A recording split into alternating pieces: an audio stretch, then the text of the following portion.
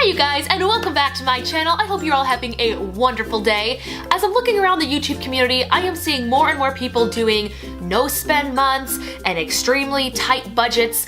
And as I am not doing that, I thought today I would share the top 10 things that I do not buy anymore. Number one is cable. I am seeing more and more people get rid of cable.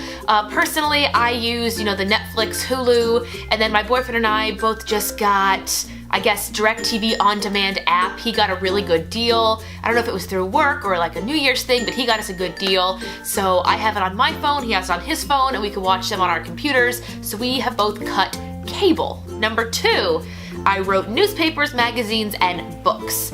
Newspapers, we used to get them at my work office, and no matter whether or not I have access to them, I will not buy them. Sometimes my parents or my neighbors will have them, and I can borrow from them and just read them, even if they're a day old. Magazines and books, I actually use my library card. I will go to the local library here downtown, and I will get all the books and magazines that I want, and then I will return them. So there's no need to spend money on them when my tax dollars pay for the library down the street, and I can go access them for free. Number three of things I don't buy anymore, manicures and pedicures. This is a great investment. If you don't know how to do it, learn how to do it. Doing your own nails saves so much money. It might not be the best way to save your time, but I like to use it as like a relaxation, like my hour to just relax, zone out, put on music or something on TV, and just paint my nails, toenails, put on like lotion, pajamas, something comfortable, and drink tea, and that's just like my relaxing hour. Number four on my list of things I don't buy anymore are retail haircuts. How many times do you go to a high-end salon and you ask for a haircut and you get what you want? I rarely go in and ask and get what I can't speak. I rarely get what I ask in high retail salons. So what I've done to save money is I find friends or even on like Facebook groups that have postings on local services, and I'll find somebody who, has the expertise to cut hair, but does it also in the privacy of like their home or as a side hobby, and I can go get my hair washed, cut, and styled for $10 from somebody who works daytime at the high-end salon but then does it personally at her home. I also like giving to smaller businesses and companies. It feels nice to do that. Number five, trips to the movies.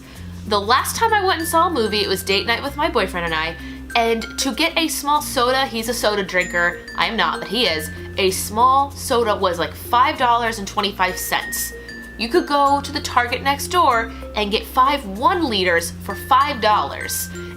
I'm not being cheap or anything, that's just ridiculous, and I know that's how movie theaters make their money. I understand that is their sales tactic and their business and marketing, but that is ridiculous. I will never, under any circumstances, pay $5 for a small drink of any size, of any kind, of any size. Anyway, movies are not something that I have a big desire to see. I have no problem waiting until they come out on DVD, or if there's a movie night with my friends. I have no big rush to see anything, and if I do, there are plenty of dollar theaters in town, so once I wait for a movie to, lower the hype, it's not as exciting anymore, I go to the dollar movie, I'll go see it there. But trips to the movies are just out. I would much rather just make my 50-cent popcorn here and drink my water, tea, or juice and watch a movie here at home.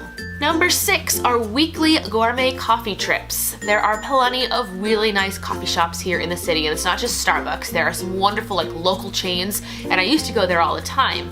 Now I make my own cold brew coffee here at my home, and then maybe once every 2 weeks, maybe once or twice a month, I will go to a gourmet coffee shop and I'll get just a nice simple cold brew coffee, maybe a pastry or something, but I don't go every week anymore. So weekly trips are out. It's more like a treat and a bi-weekly trip.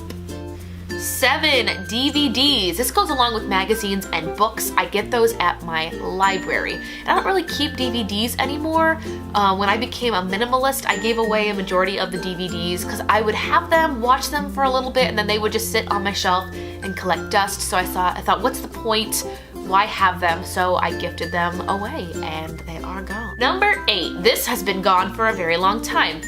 Full-priced clothing. With all the retail consignment shops and online Facebook groups, Craigslist, there is no shortage of ways to find discounts on clothing. On top of that, even though I don't recommend this, you can have you can sign up for subscriptions to certain stores and you can get updated when they have sales on clothes. So really, paying full price on clothes is really just for the lazy. Number 9, I do not pay full price on music. Personally, I'm a big radio listener. I listen to the radio on drives, way to work, and then my boyfriend has a subscription to Google Music. So when I want to listen to a specific CD or soundtrack, I can just put the app on my phone and log in as him and listen to whatever music I like. And last but not least, of things I do not spend money on or buy anymore, live theater or event tickets. And once again, I am an actor, so I do like to see a lot of live shows and performances and live theater, but how I get around paying these retail prices is I will wait until the final weekend. If a theater hasn't sold out, they typically do discounts on tickets, or I will volunteer to usher, or I will volunteer any type of service that the theater would like that they would barter for free or discounted tickets. You'd be really surprised if you just reach out to a company and express interest in what they produce or provide. 9 times out of 10, they're okay with giving you a discount. You just have to ask. But anyway, those are the top 10 things that I do not spend money on anymore. Please leave me a comment down below telling me the top 1 to 10 things that you don't spend money on anymore. Give this video a thumbs up, and if you're new here, to make sure to subscribe for future videos. Thank you guys so much for watching this video, and I will see you guys next time. Whew. This cold is so bad. Ugh. Being sick is awesome.